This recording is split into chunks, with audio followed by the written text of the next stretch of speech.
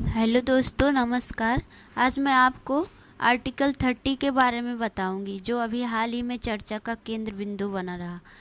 जैसा कि भारत एक धर्मनिरपेक्ष देश है तथा धार्मिक अधिकारों और विशेषाधिकारों की सुरक्षा के साथ साथ जातीय अल्पसंख्यक देश के धर्मनिरपेक्ष मूल्यों की आधारशिला है।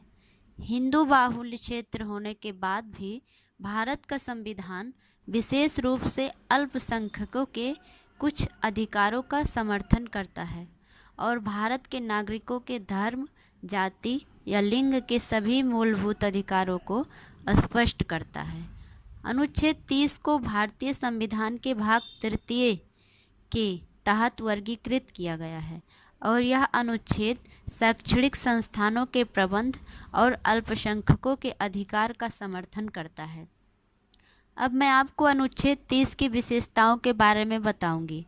भारत में जातीय और साथ ही धार्मिक अल्पसंख्यकों के हितों की रक्षा के लिए अनुच्छेद 30 को विभिन्न धाराओं के साथ शामिल किया गया था।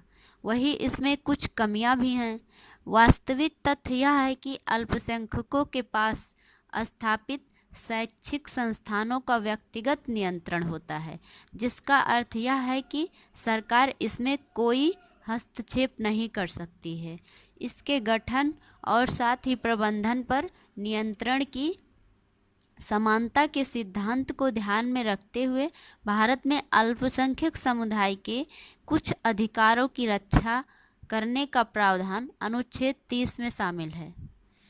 धर्म और भाषा के आधार पर सभी अल्पसंख्यकों को अपनी पसंद के अनुसार शैक्षणिक संस्थानों को स्थापित करने और प्रबंध करने का अधिकार है।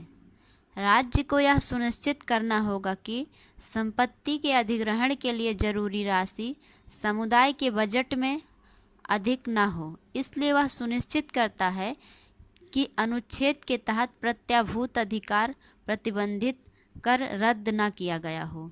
अनुच्छेद 30 में एक स्तरीय खेल का मैदान बनाने के लिए भी एक उपधारा है।